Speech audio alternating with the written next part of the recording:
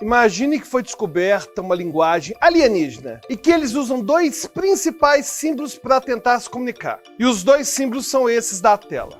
E você sabe que um deles se chama Boba e o outro se chama Kik. Se você tivesse que julgar, qual deles você diria que é o Boba e qual seria o Kik? Pensa um pouquinho sobre isso. Se você for como mais de 90% da população, você identificou a primeira como Boba e a segunda como Kik. Mas por que isso acontece? Porque nós somos capazes de gerar interações entre diferentes sentidos seguindo alguns parâmetros. No exemplo dado, é comum associar o som Boba com algo ondulante por causa do formato da nossa boca e por causa do som contínuo. Daí é fácil lembrar de formas arredondadas. Porém, entre as sílabas da palavra Kik, parece haver uma breve interrupção e que relacionamos com a mudança de direção na figura denteada. Mas o mais impressionante é que essa não é a única forma de interação entre os nossos sentidos. Apesar de grande parte das pessoas relacionar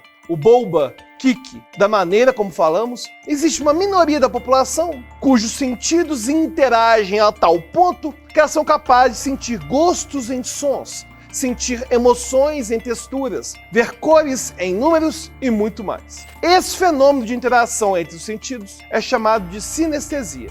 É sobre isso que vamos falar no vídeo de hoje. E falaremos sobre alguns tipos, sobre o que os caracteriza e sobre o que acontece no cérebro dessas pessoas. E caso você não me conheça, eu sou Alberto Derisula e nesse canal a gente fala sobre como a mente funciona, com vídeos sobre filosofia, psicologia e neurociência. E se você gosta desse tipo de vídeo, já clica agora no gostei. Eu sei que é chato ficar mendigando like o tempo todo, mas é a única forma de você mostrar para o algoritmo do YouTube que esse vídeo é relevante. Agora, se você, além de clicar no gostei, quiser ajudar a manter o nosso canal vivo, você pode clicar no link da descrição e se tornar um apoiador. A gente tem vários planos diferentes e certamente você vai achar algum que se encaixa perfeitamente no seu bolso. Francesca era uma mulher que sentia uma emoção muito vívida ao tocar texturas específicas. A seda trazia paz e calma. Casca de laranja, choque. Cera incitava vergonha. E lixa 120, de acordo com ela, a sensação de estar contando uma mentira leve. E esse é só um dos vários tipos de sinestesia. A jovem Mirabel, por exemplo, experimenta cores sempre que vê números, ainda que eles sejam escritos em tinta preta. Para ela, um número de telefone era um espectro de cores. Ela é capaz de guardar essa imagem e depois converter cada cor no número correspondente. E por isso, memorizar números de telefone é uma tarefa fácil para ela. Esse e outros relatos são possíveis de serem encontrados no livro O que o Cérebro Tem para Contar, do importante neurocientista Viranush Ramachandran. Não se sabe ao certo quando aconteceu o primeiro relato de sinestesia e dos sinestesistas, que seriam as pessoas que vivenciam esse fenômeno. Apesar disso, o primeiro relato sistemático foi feito pelo controverso cientista Francis Galton. Em 1892, Galton publicou um artigo na revista Nature, em que relatava os tipos de sinestesia mais comuns. O auditivo visual, que seria a evocação de cores ao ouvir um som, e o grafema cor, que é a sensação de que letras e números possuem cores inerentes.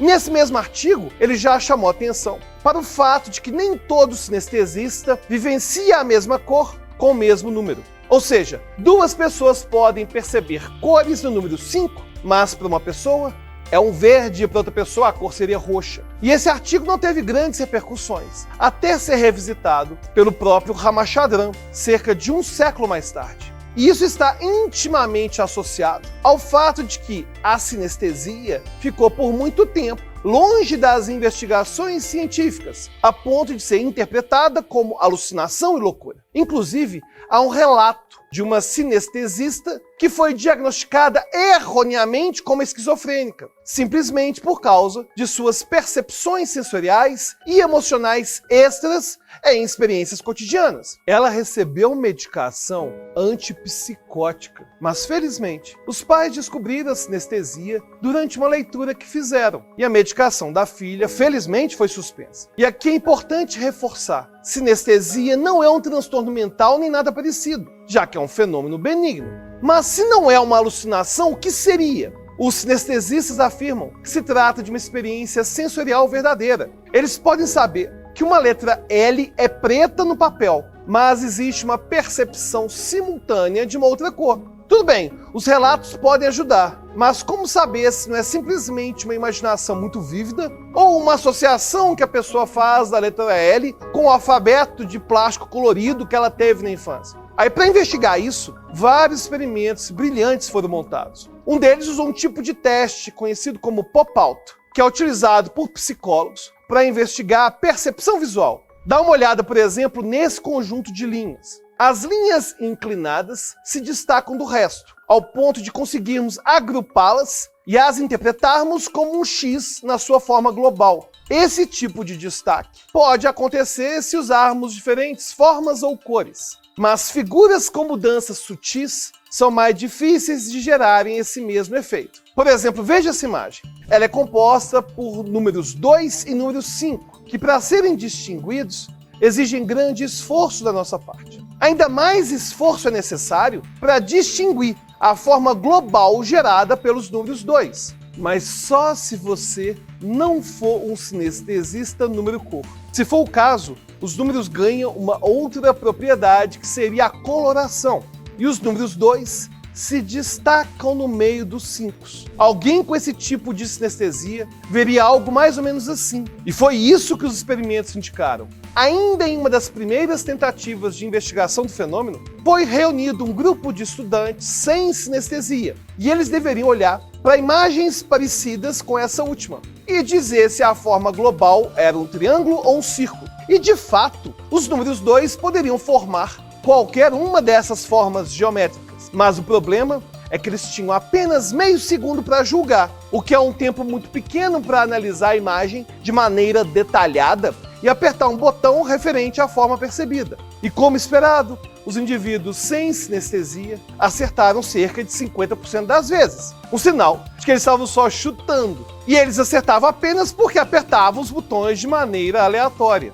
E curiosamente, quando os experimentadores coloriram os 5 de verde e os 2 de vermelho, os indivíduos acertaram entre 80% e 90% das vezes.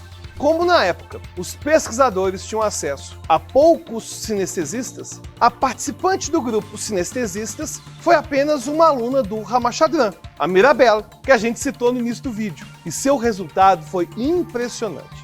Ela acertava entre 80% e 90% das vezes as formas geométricas geradas pelos números 2, ainda que a apresentação fosse em caracteres pretos. E a experiência de sinestesia realmente induzia uma cor nos números, o que facilitava a identificação. Bom, essa era uma forte evidência da sinestesia grafema-cor.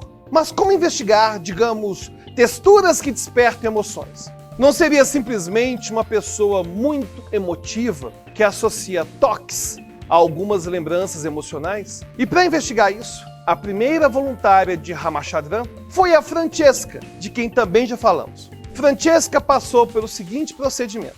Ela era conectada a um equipamento para medir a resposta galvânica da sua pele, ou seja, as atividades das glândulas que produzem suor.